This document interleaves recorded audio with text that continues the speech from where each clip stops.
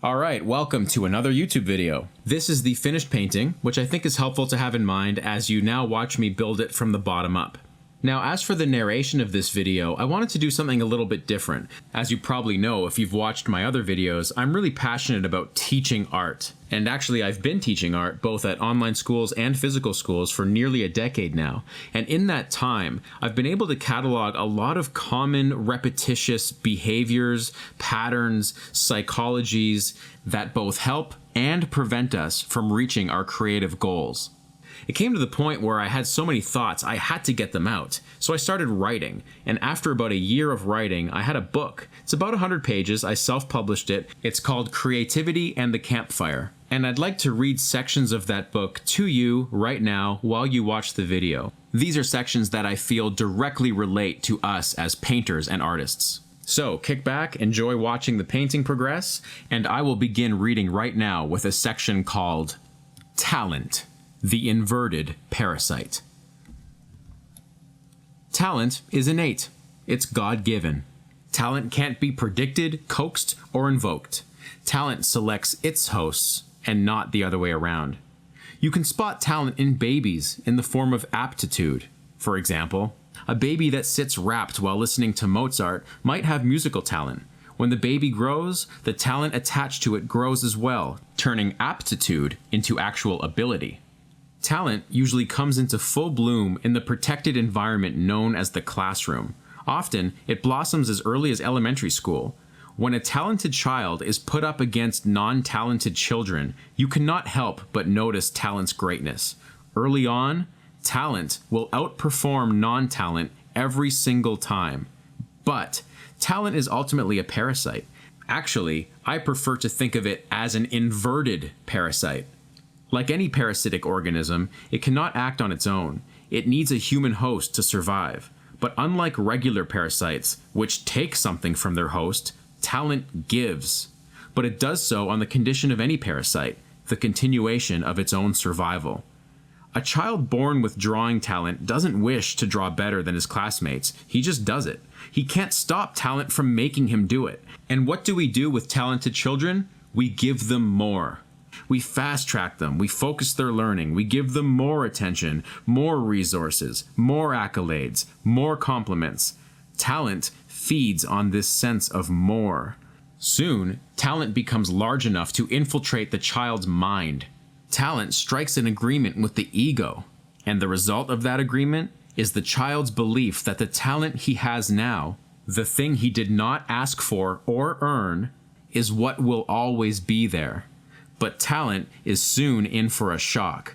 Its lifespan is woefully short. From my observation, it tends to die around early adulthood. By that point, the non-talented people, through hard work and discipline, simply have had the time to catch up. The talented become the formerly talented, and in the wake of that comes the untimely collapse of talent's deal with the ego. The formerly talented person is no longer so comfortably ahead. It often happens so swiftly that the effect is blindsiding and the new reality is very difficult to manage. The ego does not do well with discomfort. And talent, which up until this point has enjoyed a sizable head start, doesn't know how to act in the face of adversity. As a teacher, I've met many young artists with talent, and the thing I observe most consistently is that talent's endowment is often desperately narrow. Drawing talent, for example, never seems to span the gamut of possible ways to draw. Rather, it tends to specifically favor detailed, shaded renderings.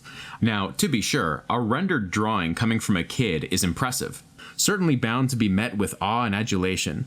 But this is actually a bad thing in the long run, because the temptation becomes to only draw this way and never muster the courage to step out of that comfort zone and try something completely different, like, say, a piece of concept art. To make matters worse, during the years when the talented are acting without specific training, it's likely that bad habits will develop. By the time the talent parasite is dead and gone, these habits are usually deeply ingrained and must be unlearned. The presence of bad habits will contaminate any new learning. This implies that the formerly talented need to move backwards before they can move forwards again, and the ego hates that. Stigma, the infector. The bald truth is that most of us are not born with talent. And we find out as mere children. It's quite cruel when you think about it. During our most impressionable years, we learn that other people can do things better than we can. When we meet a kid who has talent, we often can't help but feel devastated, as if our very existence is invalidated by it. You see, when we're young, the ability to rationalize complex emotions doesn't yet exist.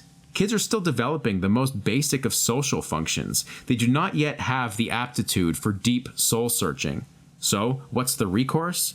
It's to manufacture a belief system in exactly the same way that a talented person does. Except people without talent, let's call them the talentless, do it from the opposite point of view. They say to themselves, I can't do what a talented person can do, therefore I'll never be able to. Once we conclude that we cannot do something for want of talent, we engender a dangerous entity known as stigma. Stigma is a virus that plagues the hero's journey. It's the villain, and it's bent on infecting something very dear, your belief system. I remember my battle with stigma. It began as jealousy. In the 5th grade, I was jealous of a kid named Tim. Tim had drawing talent. I was awed by Tim's drawings. Somehow every line, every detail, and all the shading was just right. I tried to draw like Tim, but my drawings were just lacking in all the ways his were not. This wasn't just my perception, it was a fact unequivocally proven when our artwork was presented in class and everyone gravitated to Tim's work. He got the accolades. People glossed right over my stuff. Thankfully, I was smart enough not to hate Tim, but I was jealous of his talent. One day it all came to a boil, and I decided I'd had enough. I wanted to see if I could make a drawing that looked exactly like one of Tim's. To conduct my little search for redemption, I snuck one of Tim's drawings into my school bag and took it home for the night, where I proceeded to spend hours doggedly copying it, line for line, detail for detail. When I was finished, I gathered both drawings and presented them to my mom. But the catch was, I told her I'd drawn both pictures. Then I asked her to pick which one she liked better. Without so much as a moment to consider it, she chose Tim's drawing. And with that, my beliefs were fully founded. I'd never be able to draw without talent. My jealousy had hatched into full-blown stigma, and I would never become an artist. Indignation, the power. So, I was resigned to being talentless. But that didn't mean I couldn't also be completely pissed off about it. Oh, I was. It felt like unfair punishment meted out by the damn universe itself. Turns out, the feeling of being treated unfairly is so common that we have a name for it. Indignance. Feeling indignant is a powerful thing. It has precipitated the most massive social movements and galvanized some of the most influential artists throughout history. It's also the weapon I used to slay stigma. My indignity surrounding my untalented lot in life made me refuse to just lay down and take it. Instead, I declared war. War not against Tim or anyone else, but against my own artistic lack. I fought ruthlessly by continuing to draw against all odds, sure that at some point I'd stumble upon whatever secret it was that people like Tim were just gifted with. Now, this may sound like self-belief, but it wasn't. I was in this situation because I didn't believe in myself. What this was, for want of a more righteous word, was stubbornness. I stayed this way for years, and I was willing to sacrifice for it too. I didn't go to parties or school dances. I didn't exercise. I put off dating. Year after year, I scarcely surfaced from my room. I wore a hole in the carpet where my drawing desk was. You've probably heard the saying about the definition of insanity being attempting the same thing and expecting a different result. Yeah, that's a lie, because after a long time of doing just that, something miraculous happened. I started to get pretty good at drawing and painting. And something else far more important happened as well. By having proven to myself that I could learn, I'd killed stigma. And born from the elements of its smoking ashes was that magical little thing I didn't have before: self-belief. Slaying stigma. Oh, you're talentless too? And you've concluded there's nothing you can do about it? Welcome to the doldrums. Look around. It's a desert that stretches on in every direction. Stigma rules this land, and it wants you to stay forever. Okay, that was lame, and I apologize. But I can't tell you the number of adults who have made comments to me that reek of a lifetime spent in the doldrums. Comments like, quote, "I really wish I could draw. Consider yourself lucky that you've got talent," end quote. Or the more self-effacing, quote, "I don't have a creative bone in my body," end quote. Both of these remarks are disguised as compliments towards me, the artist, but they're actually more revealing of the person's stigma against himself. I know for a fact that everybody has the ability to be creative, but many people allow stigma to convince them otherwise. I'm so staunch about this that I used to carry around a self-portrait I did when I was 16 years old. It was a god-awful drawing which clearly evinced my lack of any drawing talent whatsoever. I've waved that drawing in front of people's faces and practically yelled, quote, "Look at this terrible drawing. I'm living proof that it's possible to learn. You don't need talent. You just have to want it badly enough," end quote. An adult whose stigma convinces him that he does not possess the faculties for learning is suffering from delusion. When stigma has been allowed to exist for that long, it calcifies, and removing it becomes a very difficult surgery. But you must get rid of stigma before you can even hope to find the route to self-belief. Much like how a formerly talented person needs to unlearn habits in order to learn properly once again. There is no circumventing this. In the context of art, the first step is to accept that your lack of creative fulfillment is nobody's fault but your own. When you feel that way, you can hopefully instigate an equal and opposite reaction. Yes, you can start now. No, you are not too old. Skill, the tools. People often confuse skill and talent, and it's an endless source of frustration to me. There's only one commonality between them. They both facilitate the doing of something. But beyond that, skill and talent are not in the same ballpark. They don't even play the same sport. To start with, skill isn't given, it's learned. Nobody is born with skill, not even talented people. Anyone can obtain skill. If you can read, you've developed the skill of literacy. Walking is a skill, speaking a language, throwing a ball, and swimming are all skills you've likely obtained somewhere. You were not born knowing how to do them. Skills are relayed through the humble medium of teaching. We have institutions all over the planet, called schools, whose business is the delivery of skill. Books, the internet, and many other mediums host a veritable buffet of skill-building content. Skill is so common that it is almost uninteresting. There is no magic or mystery. It's not a seductive concept. Everyone understands how it works. Yet for some reason, we are largely unwilling to see artists as people who also use such a common vehicle for knowledge, the way we are of most other trades. We much prefer to lump artists into the talented category and assume that what they're channeling is beyond a layman's acquisition. Skill is one of the most valuable creative tools you can arm yourself with because it is ultimately skill that gets the job done. Skill is not an inverted parasite because you choose to implement skills into your life, building them from the ground up. In effect, building skill is also a way to sculpt your own character, as the skills you pursue play a large part of who you are, unlike talent, which dictates that from the start. Skill can vary widely. The more specialized the skill, the longer it might take to learn, so people tend to choose their skills with careful consideration. Life is only long enough to learn a finite amount, so you pursue the skills that fit your particular goals. A carpenter learns different skills than a writer, for example. Skills are humble. It's obvious where they're strong and where they're weak. Weaknesses can be shored up with more study and practice, and skills already strong can be further reinforced by constantly putting them to use. Skills that don't exist yet can be coaxed into existence through studying. It's not magic. You see, it may never occur to a talented person to put his nose to the grindstone and build skills one at a time. The talent parasite, in its hubris, tells its host that there is no need for study, that talent is a magical multi-tool. Talent's motto is, why bother putting in work when you don't have to? Skill covers the ground that talent skips, and over time the skilled artists become the most successful. I've had the privilege of meeting some of the highest performing people in the field of art and illustration. There are no talented people in that group, I assure you. There are only skilled people who have worked hard and continue to work hard.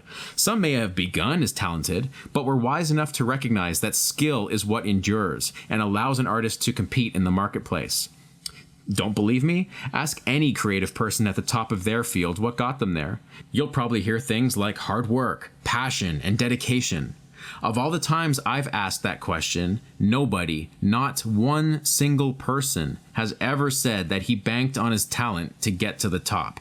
When everything's said and done, talent is a fluke. Skill is not. Inspiration, the drug of gods. I highly recommend a book called The War of Art. In it, author Stephen Pressfield describes a force he calls resistance. As Pressfield characterizes it, resistance is an internal force bent on preventing us from pursuing our heart's desires. And not just creative desires. If you want to, say, run a half marathon or go on a diet, resistance will try to prevent you from doing it. Resistance is the voice that tells you that your diet can start tomorrow, not today. You can start writing that song right after you binge watch your favorite show on Netflix. Sound familiar? Resistance has an alarmingly good win-loss record. Resistance is diabolical, and surely life would be better without it.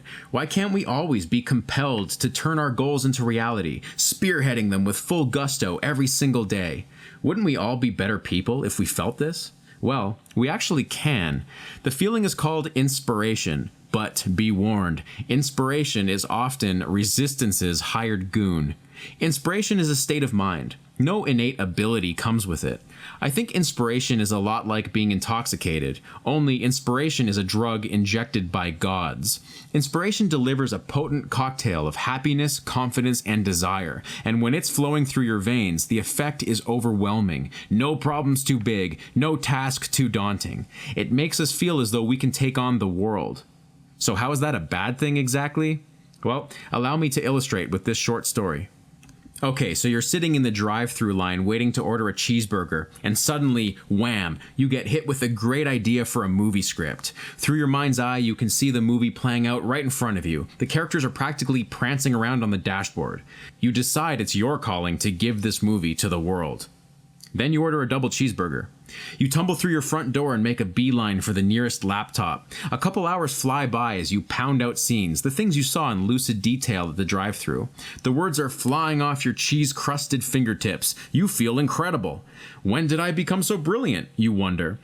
Then you take a quick break and log onto Facebook and post a status update about how you're writing the next screenplay every Hollywood agent will soon be salivating over. You watch as the likes start rolling in, your ego soaring. Then you say to yourself, okay, enough self-congratulation. This piece of genius ain't gonna write itself. You skim over your work, loving every single word. That twist ending alone is gonna blow minds. But wait, what's this little errant bit here? A small fracture in the logic of the story. A tiny thing that doesn't quite fit. For some reason, it escaped you earlier. A creative problem. Then a thin pall of soberness comes over you, which quickly gets thicker as you're forced to pause the forward momentum of your writing and address the problem. But as you make changes, you begin affecting other areas of the script. Soon, edits take on a domino effect and entire sections get called into question.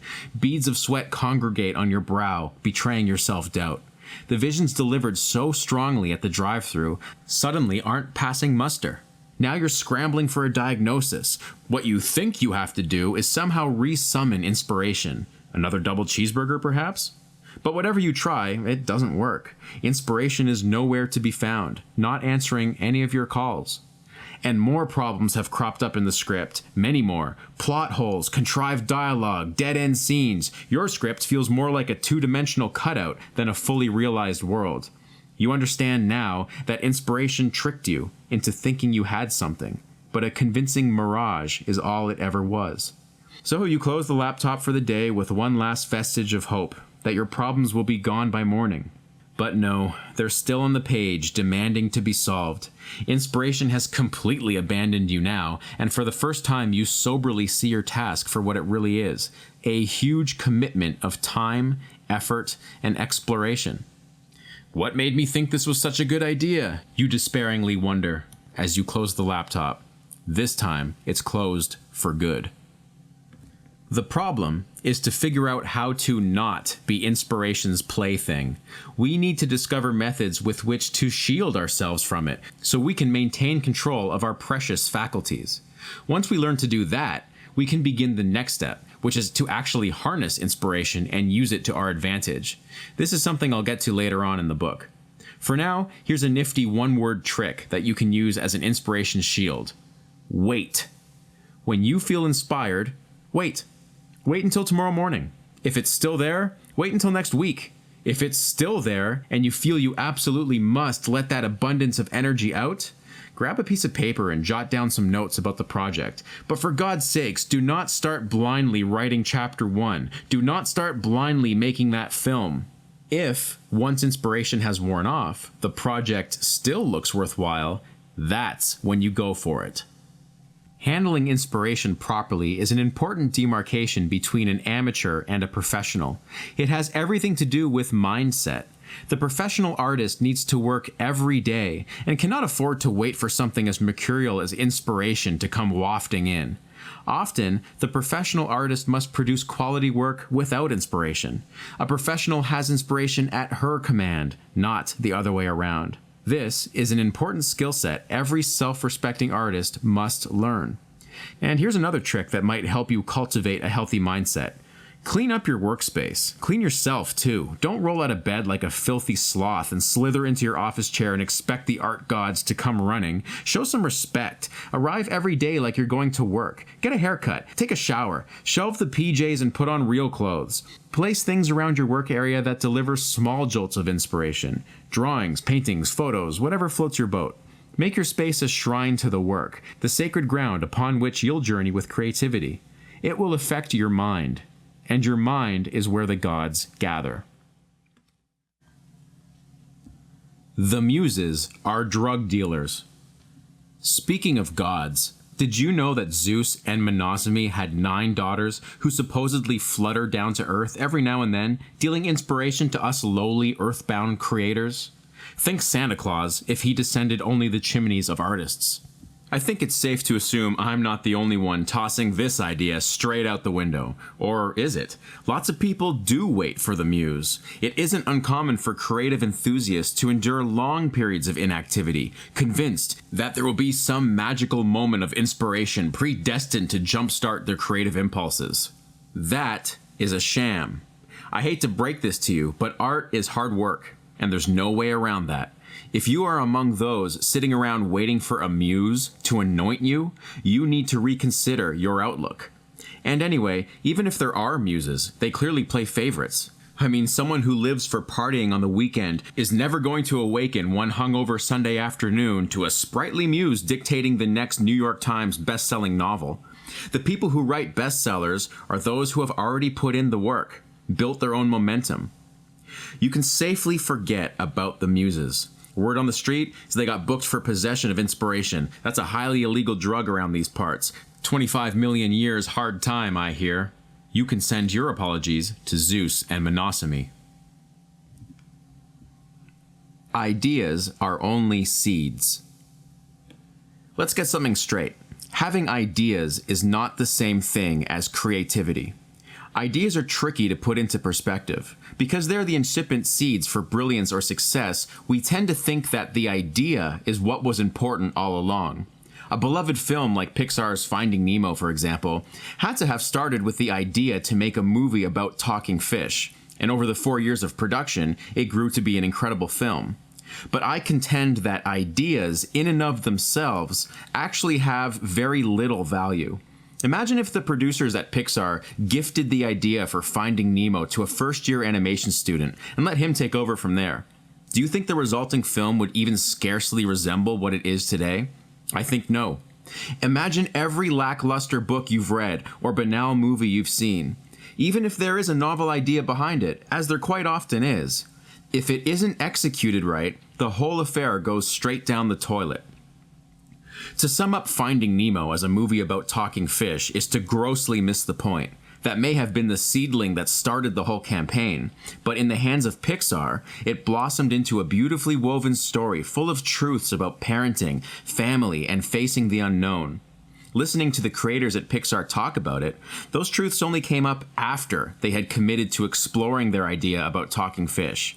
In other words, when the hard work began. So ideas are cheap. If you have a working brain, ideas are inevitable. They'll sprout like weeds between the cracks of two brain cells. Heck, you don't even need human intelligence to find ideas. You can program a computer to generate them. Just put two random words together. I did this once to kickstart a creative writing exercise, and the computer spat out these words: haunted pinball machine. That seemed about as good a starting point as any. The story I wrote was god-awful, but that was due to my lacking as a writer, not the emptiness of the idea.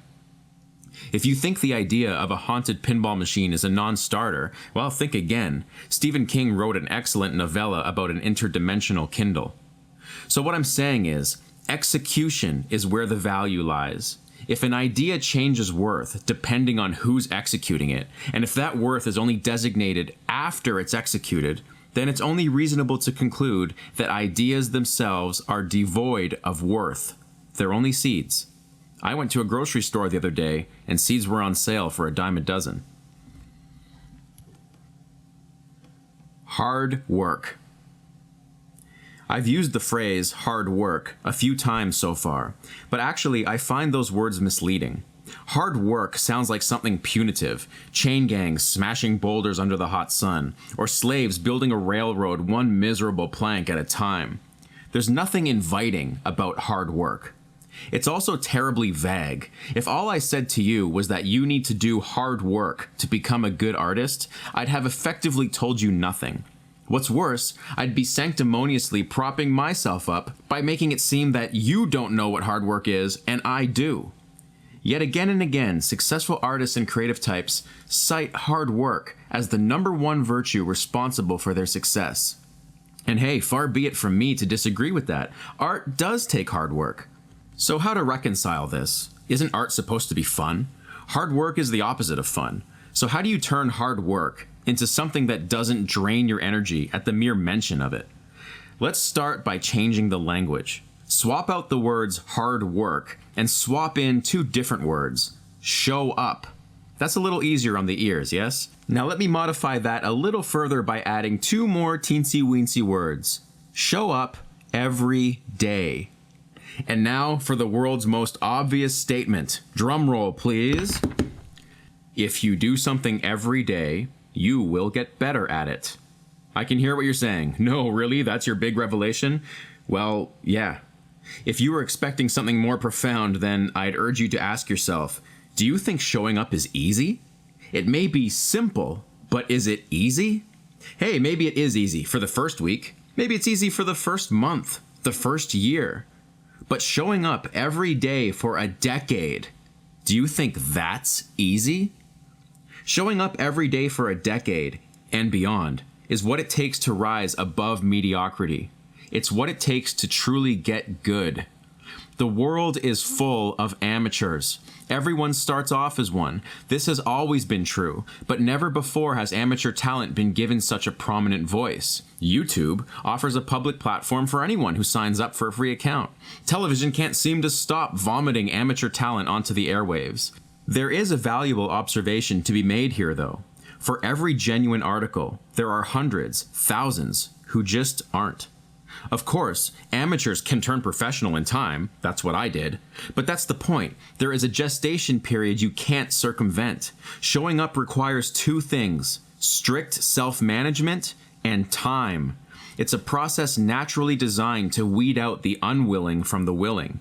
If you're in this for the long haul, you can't be a fair weather player. Showing up should trump everything: your social life, your travel plans, your relationships, for a decade and more. Showing up is the metamorphosis from amateur to professional. But when you turn pro, you still haven't reached the end. You always need to show up. I'm a professional artist who works from home. I don't have anyone who tells me how to conduct my schedule or prioritize my day. I'm my own boss, secretary, administrator, intern, tech support, not to mention chef and janitor. And I have to draw and paint everything all by myself. But being a professional, I know that my job, first and foremost, isn't actually any of those things. My primary job is to show up in the morning. I've turned it into a ritual. Around 8 o'clock a.m., I eat breakfast and brew some French-pressed coffee, which I'm drinking right now. If I exercise that day, I try and do it before that, setting the scene for the workday ahead. When I set foot in my studio and shut the door behind me, I know that I've done what so many people fail to do. It's so simple, but it bolsters my self-confidence and maintains my momentum. It doesn't feel like hard work either. I actually look forward to the workday. I like Mondays. During the day, I am not Marco Bucci. I am Marco Bucci Incorporated. Nothing unsolicited can disturb me because I don't let it past reception. With 8 hours of solid working time ahead, I know I'm bound to do something worthwhile. Compound that over a decade, and things really start adding up. This is all about mindset again. Nothing is preventing you from acting like a professional, even if what you're doing right now is not your vocation. Think of the word professional as a verb with which students, hobbyists, and professionals alike can engage. In fact, showing up is usually fun for the student because the initial stages of improving at art is its own reward. When I first started learning, the only thing I wanted to do was more learning. After more than a decade of working in your craft, you may find, as I do, that gains are fewer and farther between. It becomes harder to improve. The learning curve flattens out. But that only makes it more imperative to show up every day. On days when it feels hard to lock that studio door behind me, I just remind myself that I'm one of the lucky few who gets to do what he loves for a living. I'm assuming this is the case for you too, otherwise you probably wouldn't be putting yourself through all this. And love makes hard work much less hard. Stigma returns. Okay, I'm sure nobody's worldview was turned upside down by that section about hard work. But please tell me, in the wake of what we know to be true about hard work, why are we still so myopically insistent on pointing to talent when we talk about artists? Why don't we view artistic ability through the same lens as the ability in any other discipline? Have you ever heard anyone tell a plumber he's talented? How about a computer programmer? Why treat artists any different? I hate to bring up our old friend's stigma again, but I think that's the root of it. The beliefs we formed while growing up still getting airplay. Every one of us has encountered talent, either by having had talent ourselves or growing up around someone else who did. The conclusions we made about talent then, we rarely bother to re-examine as adults. That's a mistake. Allowing beliefs to linger unchecked provides fertile ground for stigma. As adults, we possess something we didn't have as a child, a critical mind. You can use it to audit everything, including what you decided was true when you were younger. Probably, you'll find that some of it will stick, and you should hold on to those things. But some of it won't stick, and you need to decide what to do with that. Stigma is often the culprit for preventing somebody from having the faith to begin their own creative journey. I've been an artist for my entire adult life, so I'm usually pretty quick at spotting those who have the spark. It's kind of like an ESP that artists earn with time. I know that so many people out there have art in them, but tragically, many don't know it. Or worse, they do know it and are doing nothing about it because stigma has swindled them. Creative expression can come from anybody because everybody has a mind built for creativity. Please don't write yourself off just because you haven't been drawing your whole life. Creativity is its own entity. You may not be able to draw or sing as well as someone who's been at it for 10 years, but your aptitude to think creatively is just as valid. Don't listen when stigma tries to tell you otherwise. Mistakes, fear, and failure. When you hear the word mistake, what do you think of? Mistakes remind me of how afraid I was of making them during my school days. I knew that my future was predicated on me not making mistakes. Too many mistakes would lead to the granddaddy of all terrifying words, failure. Too many mistakes and I could fail the test, fail the exam, fail the grade, fail school. Too many mistakes and I wouldn't be eligible to apply to universities and colleges. Success in life seemed to be largely based on avoiding mistakes and failure. I grew up believing that, just as I'm sure many of you did. The fear of making mistakes stayed me on course, as academia used its red markers like cattle prods, marking X's on my tests and shoving me into cubby-sized categories marked with tidy letter grades. If you can't tell already, I take exception to this model. Its indoctrination is two-pronged. One, it conditions us to think that mistakes are the worst things we can possibly make, and far more dangerous, it has us believe that not making mistakes is somehow a good thing. But that is completely backwards. Tragically, most of us import that exact thinking into the real world. People are afraid of making mistakes at work, at home, and pretty much everywhere else. To be a creative person, you need to disabuse yourself of that. It may actually be the hardest part of the job. A creative person needs to steer into mistakes, failure, and fear. Enough that you're not only unafraid of them, but comfortable with them. The word is comfortable, not immune or accepting, but comfortable, as in the same way you are comfortable with your friends. Here's why. When you begin a creative project, you just don't know where it's going to take you. You might have a general sense of where you'd like to end up and maybe an inkling of the direction you'd like to set out in, just like me doing this painting right now, but you'll never have anything beyond that. You can't possibly imagine a final project in all its pristine detail. It's impossible. So when it comes to executing your ideas, you're damn sure to be uncertain and therefore uncomfortable. You'll take wrong turns, you'll go in circles, you'll make mistakes, you will guess and revise and second guess and revise 100 more times. If we knew what the uncreated looked like, we wouldn't have to create it. You're bound to fail somewhere. It's what you signed up for. But it isn't game over. In fact, I'll bet there have been times where you have used a mistake strategically to your benefit, likely without even realizing it. If you've ever traveled anywhere, you've probably been in the situation of being in a new city not knowing how to get anywhere. So what's the first thing you did? Probably, you pulled out your smartphone and loaded the GPS. On the screen there is a little blue dot indicating where you are and a mark indicating your destination. But that's not really helping yet because you still don't know east from west, north from south, you don't have your bearings. So you probably chose a random direction and started walking. When that little blue dot on your phone updated, you immediately knew if you'd chosen correctly. Chances are 50-50 you didn't, that you were actually walking in the wrong direction, that you made a mistake. But were you afraid of making that mistake? No, it was just a system by which to navigate. You probably didn't even think of it as a mistake. You adjusted your mindset, found a different outlook. It was an effective tactic too, because likely you got your bearings as a result. If you absolutely were dead set on not making a single mistake in your life, you'd have stood in that one spot and not moved anywhere. A GPS system. That's what mistakes and failure are to a creative person. Now, when it comes to an actual creative project, it can be difficult to adopt that mindset. The stakes often feel higher. We're more prone to treating decision-making with caution rather than levity, and we become afraid and freeze up before we go anywhere. Freezing up on a sidewalk in a foreign country seems like a cartoonish image, but I've seen the exact creative equivalent play out many times. People beaten by the blank canvas, stalled by fear.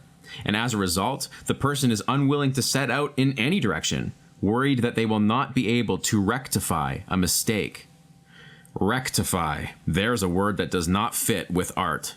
When you regard mistakes as a form of discovery, which they are, it alters the context completely, changes your mindset. It isn't desirable to rectify discovery, but instead to be guided by it.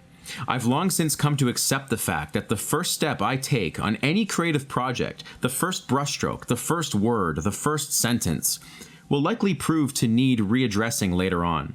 In fact, now I have fun with it. It's a game for me. Most of my paintings, like this one in this YouTube video, start with random nonsense on the canvas. It's me getting that whole first step thing out of the way. Or, as Richard Schmid once said, show the painting who's boss. It reminds me that mistakes are my friends, and I'm comfortable with them, and the work flows so much more freely as a result. It's impossible to know whether or not your first mark is correct until you're brave enough to see where it leads you. You have to be willing to just go with it until that blue dot on your GPS pings back an update. At that point, you can begin to see if the bigger picture supports your initial direction. If it does, great, keep going. If it feels wrong, that's even better. You now have the first mistake out of the way and a valuable GPS update to show for it. Now, don't get me wrong, there are certain types of trips where wrong turns are just wrong turns, like taking the eastbound ramp on a highway when you wanted to go west, or veering off a portage trail with a canoe on your back and winding up on a 10-kilometer hiking trail, which I did. But on other types of trips, say backpacking a foreign country, not only are wrong turns not wrong at all, they're the means of travel. Creativity is backpacking. The pragmatist naturally wishes to avoid all this. He takes the certain route. He'd rather go from A to B to C, all the way to Z in a nice, linear, predictable, mistake-free path. The creative person sees that path, sure, but avoids it, knowing that there lies no possibility for discovery there. If you continue on the uncertain path, making mistake after stumble, after wrong turn, after second guess, you'll eventually have a pretty complete map of the territory you're exploring. You'll also have mapped out new territory within yourself. And once you've completed your beautiful project, people will designate you a visionary and assume you knew your way all along. They'll call you talented, too, but I don't want to dig up that old hatchet. Compliment and criticism, the two-headed beast. When you release your work for public consumption, you unchain a two-headed beast, compliment and criticism. The two are inversions of themselves. One head is evil, and the other is not, and they won't tell you which is which. But I can. Criticism goes straight for the throat. It tries to tear apart your ego by convincing you to think less of yourself. When you hear something negative about your art, you can practically feel your confidence eroding. Criticism calls your skills into question, as well as your decision-making ability. It questions you as a human being. It can be so insidious as to make you think that you aren't worth anyone's time in the first place.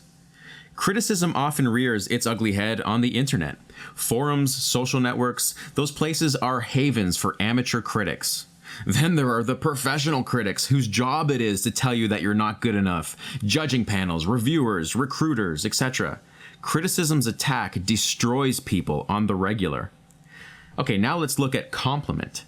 Being the inversion of criticism, compliment insists on how good you are. Hey, doesn't that sound lovely? Compliment must be the non-evil one. I'm here to warn you, it's the opposite. Like any artist starting out, I loved getting compliments about my work. It felt like finding a glass of cold water in a hot desert. I yearned for compliments. They made me feel great about myself, like maybe there was some light at the end of this tunnel. That nearly ruined me. In the early days of learning how to draw, I took a trip to Italy. Naturally, I brought my sketchbook along with me and made many sketches of the towns and villas.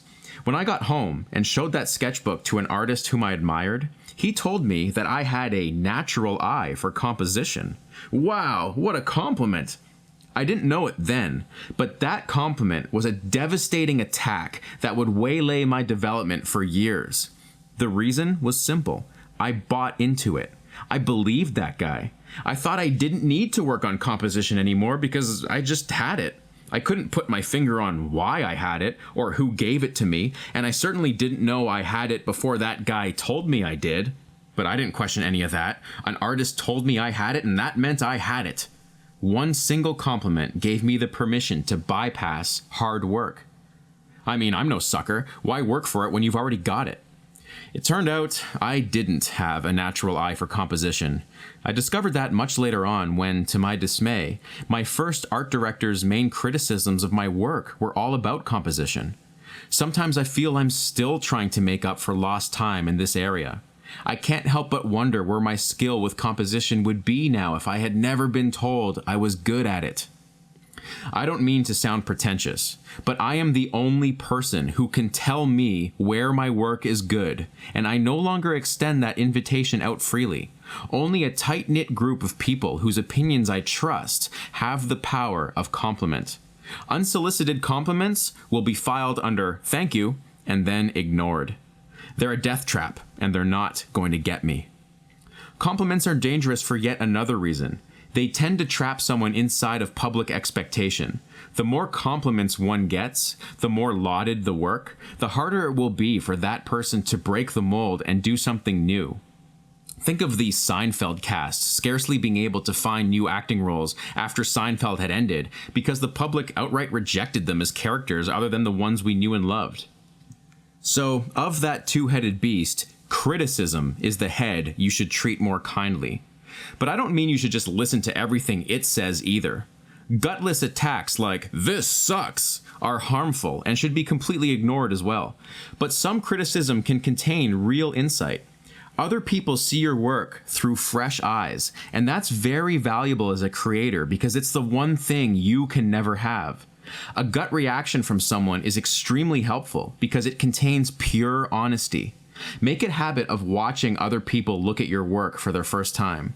If they don't like what they see, usually they won't just come out and tell you. Often they'll outright lie about it to avoid the awkwardness. But the truth will be revealed through their body language.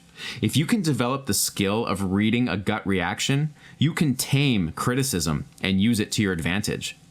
Professionals across all art mediums do this. Stephen King uses his wife as the first sounding board for his writing, silently assessing whether her physical reactions match his intentions. Filmmakers screen their film to test audiences for exactly the same reason. A stand-up comedian is constantly adjusting based on reactions from the crowd. Don't neglect to show your work to kids either, especially if you're a painter. They'll be sure to tell you exactly why it sucks. The most important thing is to not get defensive. Remember that judgment over your work is not judgment of you. If you receive a criticism, evaluate it with objectivity, as if you aren't the creator of the work. Not all criticism will be valid, and it's up to you to sort through it. If you get a criticism that you decide is unfounded, you always have the right to throw it away. These are skills I've been working on for years. They're as important to me as learning how to mix paint. At the end of the day, you retain sole discretion over the evaluation of yourself. Okay, that concludes the reading. Thank you everyone for listening to that. And here's the finished painting. Now, in the closing moments of this video, I would just like to again thank you for visiting my channel, for leaving the comments and encouragement. If you enjoyed the sections I just read from Creativity and the Campfire, I have it for sale on my website. It's only $3. I'm not trying to make money off it, just cover my printing costs. If you prefer e-reading, the book is also available on Kindle. I have put all those links in the video description. Okay guys, that's all from me today, and as I sign off, I'd like to wish you happy creating.